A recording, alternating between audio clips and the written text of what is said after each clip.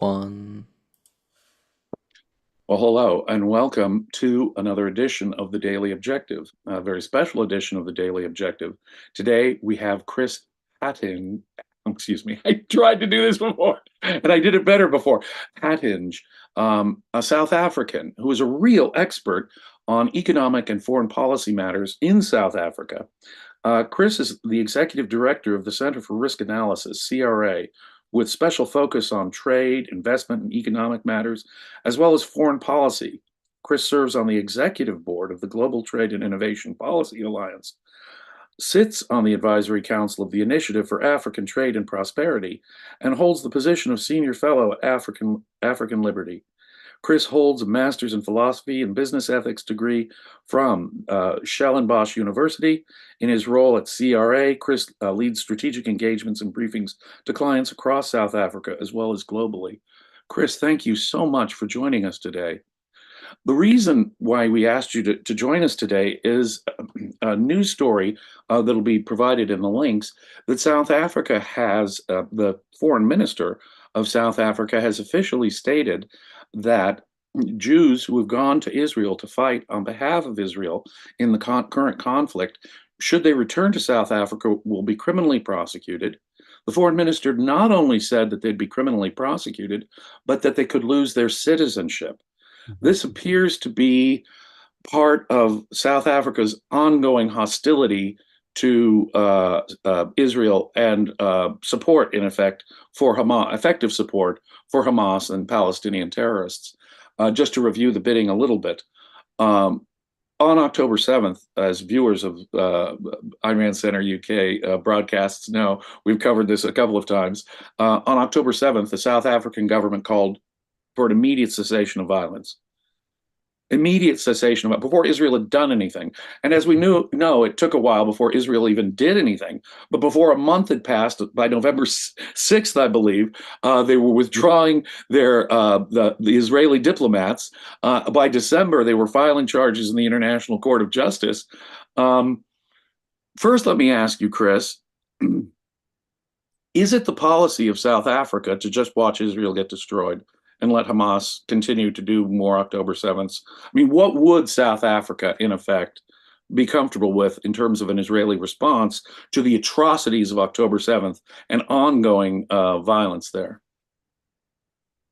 Thanks very much, James. Thank you for the opportunity to be on with you and to discuss South Africa's foreign policy, if we can call it that, at this point in time. If one wants to play devil's advocate, the rhetoric doesn't match the action. So the rhetoric is in terms of respecting human rights, individual rights, freedom of religion, freedom of expression, all those sorts of things, but they're not in terms of action. So as you mentioned, around October 7th, last week you had a vote in the UN around calls for a ceasefire. Part of that was the release of all hostages. China and Russia vetoed that particular resolution, and the South African government didn't comment that Russia and China had vetoed that particular resolution. So time after time, and playing devil's advocate here, trying to, sort of strongman the South African government's arguments, that the rhetoric hasn't matched action. So it's difficult to read in the specific motivations. You could have a combination of things. You could have trying to shore up domestic and international support before the elections, the national and provincial elections on the 29th of May, to distract from the South African government's own shortcomings. You've got the unemployment rate over 40% on the expanded definition, youth unemployment rate over 70%, economic growth, if we're lucky, averaging between 1% to 2% GDP growth over the medium term. All of those things putting a lot of pressure on the current governing party, the African National Congress, and then trying to get whatever wins they can to get a few more votes domestically for those elections, but also internationally. Maybe trying to set themselves up post-election, trying to ascertain new sources of funding for party operations, all these things coming together where you put the South African government, I think, puts itself in a very difficult position to maintain its rhetorical stance on human rights, etc., but not practicing those when it comes to Israel, in terms of Israel asserting its sovereignty as a nation, in terms of defending its citizens from an aggressive force that invaded its country and its property, if you want to put it very diplomatically, violated individual rights, human rights, the right to property, the right to life, etc., etc. Yeah, the government isn't, it's sort of twisting itself in pretzels in difficult positions, I think, where it's trying to play to various forces, but at the end of the day, you see where the ultimate priorities lie. So it's sort of pragmatism. The government finds itself in difficult economic and political situation, and so and it's facing a national election coming up here in just a couple of months, and so for you'd be argue that for pragmatic purposes, they are basically trying to appeal to as broad an international group as possible, mouthing human rights on the one hand, and of course, acting like pro-Hamas, the legal arm, in effect, of Hamas. That's very interesting. Now, what do you think the chances are that Jews returning to South Africa would be prosecuted for having fought on behalf of Israel? I don't see the enforcement thereof in terms of the sort of strong man portrayal or capable government portrayal that has been the case. And that's based on how things have gone in the last 10 to 15 years. So South Africa, the period 2008 to about 2021, 2022, the period of what we call state capture, so sort of wide-scale corruption, the hollowing out of state-owned companies, government departments. One can argue that's still continuing, and the ideological seeds for that were sown, I think, before 2008. So the sort of statist, collectivist policies and ideas, those were implemented beforehand. Though state capture to me was a necessary consequence of expanding the power of the government over the economy, over society. It wasn't an accident that state capture happened. And I see that still continuing. Under President Ramaphosa, the ANC has talked a big game around reform. It's been called the New Dawn, capacitating the National Prosecuting Authority, the police services, the intelligence services. But that hasn't been matched in terms of actual prosecutions of those who perpetrated things like state capture. So former President Jacob Zuma, who has now joined a new political party that is going to contest against the ANC in the elections, the Gupta family, allegations around them and the influence that they exerted on President Zuma and the ANC around state capture. The lack of enforcement and added to that, South Africa being placed on the grey list by the Financial Action Task Force last year, that's all around your ability to deal with money laundering and financing of terrorist activities, shows to me that there isn't necessarily the capacity of the intelligence and law enforcement agencies to push what they do and what they want to at least sell in terms of rhetoric. So that's not to say that they're not going to try their very best in terms of this kind of thing, because it might give them, again, that sort of rhetorical moral win from their point of view. And again, before the elections can show their voters as well as undecided voters, see we're still the ANC or the government that we were beforehand. We still care about human rights around the world. We care for the oppressed. We were in exile during apartheid and the South African society under the National Party since 1948 up until 1994. So we're still what we were, so still support us and vote for us. But I don't think the enforcement capacity is there, number one, in terms of finances, but also in terms of sort of the capacity and the skills to enforce this kind of thing. Right. There is a statute on the books in South Africa that says that you cannot go join a foreign army if you're a citizen of South Africa. On the other hand, there's been very little actual enforcement of that. Mm-hmm. I understand that Palestinian groups have been sort of ratting out, putting the dime on the naming South African Jews who go to Israel to fight for Israel, and that there have been earlier attempts at it, but there haven't been a lot of any serious successful prosecutions in the past on this. And when it comes to South Africans going, say, to fight in the civil war in Congo, there really is no enforcement of the law, right? Yeah, absolutely. And you can also ask questions around South Africans who might have gone to fight in or on behalf of Ukraine, where again, the South African government has sent, if you want to be kind, very mixed signals. Just today, the official X or Twitter account of President Ramaphosa, the presidency account, posted about a call that the president had between himself and Russian president, again, if you want to be diplomatic, Russian dictator Vladimir Putin, how they wanted to talk about how they discussed ending the conflict in Ukraine. So, using, I guess, very mealy-mouthed words to shift around the moral issues to try and portray yourself in a positive light, but actually it shows, if one wants to be kind, it's a pure case of pragmatism. I guess the worst case scenario, it's pursuing and getting closer to much more authoritarian, evil government.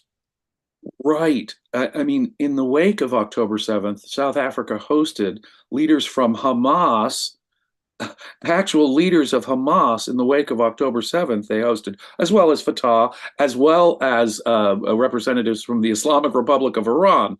So their attitude toward Russia and Iran suggests a sympathy for some of the worst governments in this world.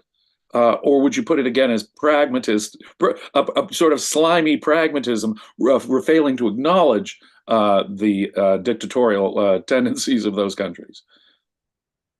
And part of that is that you've got this sort of idea of a separation between party and state, where the African National Congress is the majority party in the National Assembly. They've been the governing party of South Africa since 1994. Nationally, the only province of our 9 provinces that is under opposition governance is the Western Cape, that is under the governance of the Democratic Alliance. But during those meetings with representatives from Hamas, for example, the ANC could say representatives of the ANC met with them, but not of the South African government, even though the ANC is the national government. So as you I think rightly point out, it's a way to engage in activities that you still want to, that you agree with morally, but you can then sell it as actually, we're separating ourselves. It's at arm's length. We're respecting the objectivity or the neutrality of the South African government, but actually we're still the majority government. So it's quite I think, slimy way to try and get away with it. Government itself, and that's a very interesting sort of distinction, isn't it? Yeah. But I think we can see, though, where the ANC is coming from in their attitudes. But as you say, there's an election coming up. ANC has been in power, as you say, exclusively since there's been, in effect, a democratic South Africa. What do you think the outcome at the end of May is likely to be, or can we make a prediction at this point? I mean, so as always with sort of polling, it's intended to be a bit of a snapshot of a given day, so not necessarily prediction. We do our own polling. The latest polling we did was in October last year. Our own polling had the ANC coming in around between 45 and 47%. Other organizations are doing much more regular polling. So the latest of those that came out in March this year, organizations like the Brenthurst Foundation, the Social Research Foundation, all have the ANC between 40 and 45% and trending towards the 40% mark. So that means less access to your state resources, less access to patronage resources. I think that increases the tension within the ANC. The ANC is also part of the tripartite alliance, which includes the South African Communist Party, which is sort of the guiding light for the ANC in terms of ideology. That will increase tensions between those players in that alliance and again maybe exacerbate the worst tendencies. There's a possibility that the ANC goes into coalition with an entity like the Economic Freedom Fighters, which promises a lot more radical actions around property rights, expropriation without compensation. On the other hand, this then opens the possibility for opposition parties to really come in and take advantage of the decline of the ANC, which by 2029 could then accelerate. So it might be easy for me rhetorically to say things are sort of a bit on a knife edge or on the edge, but for the first time since 1994, and arguably since 1900, when you had the National Party dominating South Africa, then the ANC, where no singular political party is going to have sort of the rule of the roost, as it were. Now it just depends what positive actors or positive forces take some of those gaps being left by the ANC. I see. Really, given the state of the economy and the sort of chaos that I've been hearing about in South Africa, I'm rather surprised that they're doing in the 40s. But it looks like, I mean, that's doing rather well considering what appears to be a crisis situation in South Africa. But nonetheless, if the opposing parties get a majority, and for the first time ANC gets less than majority, at least it's opening up the possibility that the ANC might someday not rule South Africa. Yeah, 100%. On this issue of foreigners fighting in armies, we have an article linked, which was referring to the South African foreign minister's threats to prosecute Jews who would fight for Israel. I have to say, the article was misleading in several ways, as it's comparing international law to this. It asserts that there's such a law as well in Great Britain. Now, it's true there's a statute from, I think, 1870 when Britain was trying to prevent people from joining up for the joining up to help the French in the Franco-Prussian War, and so they passed a law. But that law itself has, in effect, never been prosecuted in Great Britain. Great Britain famously, even before the 1870 law, Lord Byron, the famous poet, famously fought as a Greek freedom fighter against the Ottoman Empire. That's a very famous case. Other famous cases, a Spanish Civil War, Brits and Americans, the novelists Ernest Hemingway and John Dos Passos famously fought in the anti-Franco forces in the Spanish Civil War in the 1930s, as did Brits. Just a few years ago, when Liz Truss was foreign minister, she said the government discouraged people to go fight for Ukraine in the invasion against Russia. There was never an intention on the part of the UK to prosecute people. So when they cite the United States and UK as having similar laws, the history is in fact against that. In the United States, we have a 150-year-old Supreme Court decision that says until and unless it's actually taking up arms against the United States, it's perfectly okay to go join. It's the foreign recruiters that we can, the foreign governments who might recruit in our country, that we can prosecute under that law, not the folks who go fight. There's the French Foreign Legion.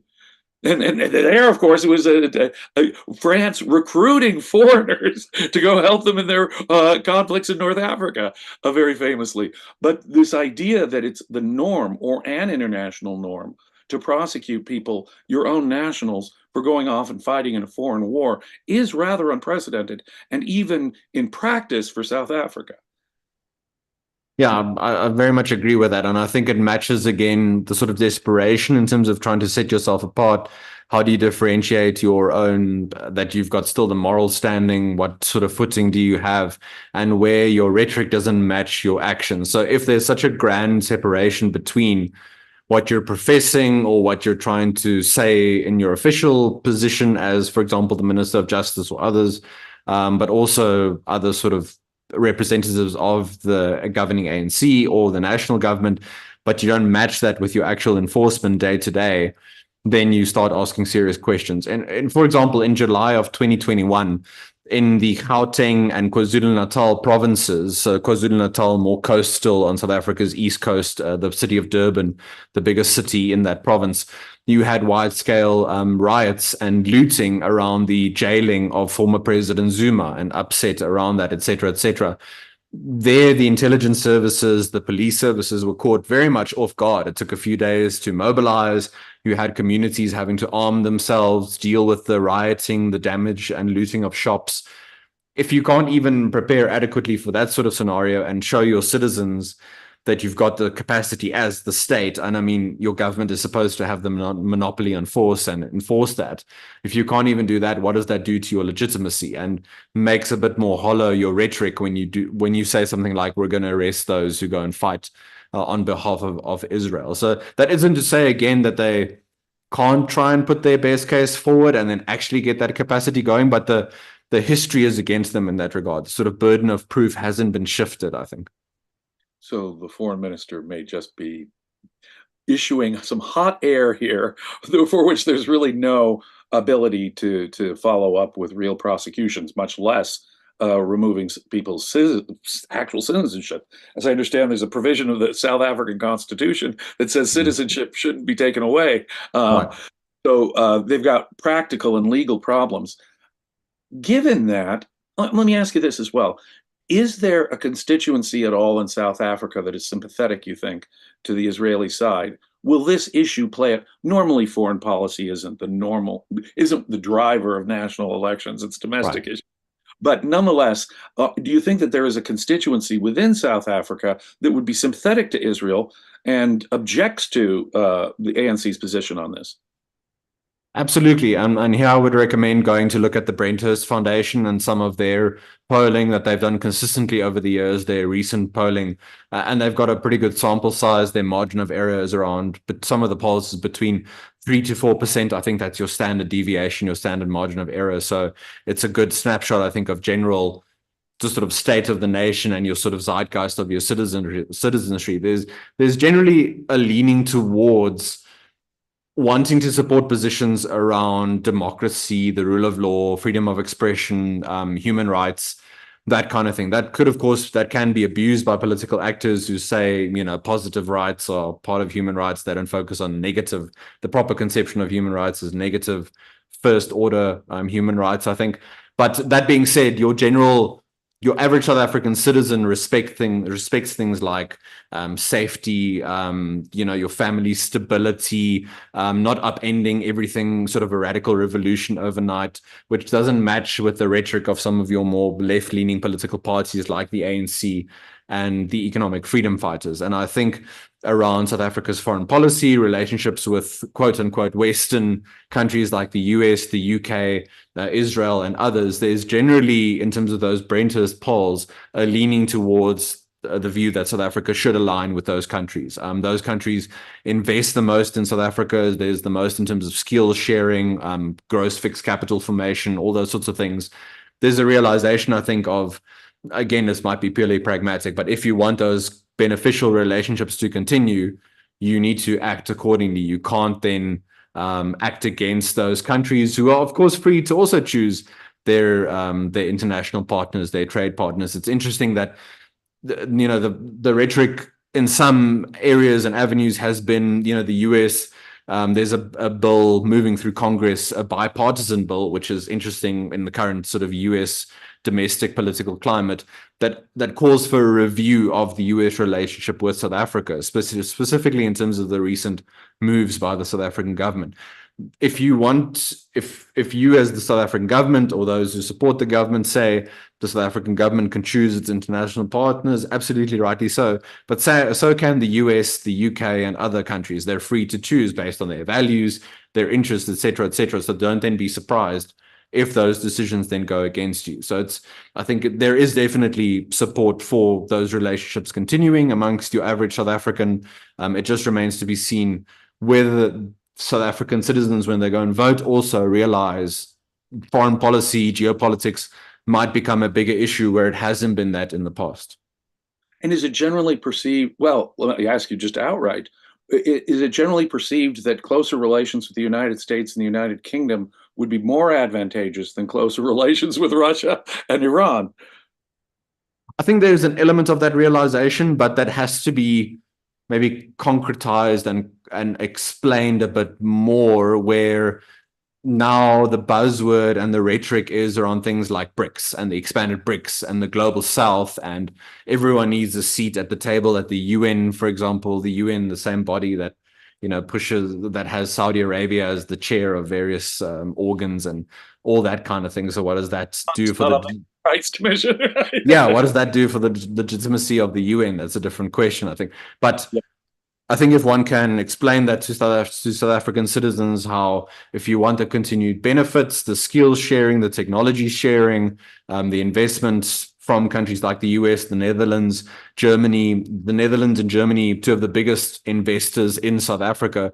If you want those things, you need to pursue the accordant values and the accordant relationship. It's not a given that that'll always be there if you move yourself closer to countries like Iran and Russia and China. Well, that's exactly it. I should think that given the conflict right now between most European countries and Russia, that your average South African would see greater advantage with heavy traders and investors in Africa, such as Germany and the Netherlands, as opposed to Russia. Mm-hmm. Yeah, I think there is that realization on the part of your sort of average citizen. That isn't necessarily the case in terms of the current government, where it helps you in terms of your own maybe ego, but also in terms of the rhetoric you can use, and I use ego in the very superficial sense. It's not supported by actually pursuing one's values and all that kind of, all the proper conception of egoism. But you can say you're part of the global south, you're at the table of BRICS, you've helped to expand BRICS that now includes countries like Iran and Saudi Arabia. You can sort of shore up your own feelings, maybe of inadequacy, et cetera, by looking like a bigger player, where the previous iteration of BRICS with Brazil, Russia, India, China, South Africa, I mean, talk about things like trade deficits. South Africa has a massive trade deficit with China, for example. We export a lot of raw materials to China. We import finished goods. We don't do beneficiation. We don't up our own manufacturing capacity, which you could expect if you don't have reliable and adequate electricity supply. So even within BRICS itself, if we want to put ourselves in a stronger position, are we really demanding those things from our trade partners in that bloc? Which in and of itself is a bit maybe sometimes of a non-concept. I mean, BRICS itself, there's no secretariat. There aren't bilateral tools within BRICS. It might be more of a rhetorical game than anything else. I see. Daniel, do we have any super chats at this point? We have a super chat from Bonnie, thank you so much. A super chat from Steven, thank you so much. And a super chat from Jonathan, thank you so much. So yes, thank you very much, super chatters. You really are the great support behind Ayn Rand Center UK, and it is your support that makes all of this possible.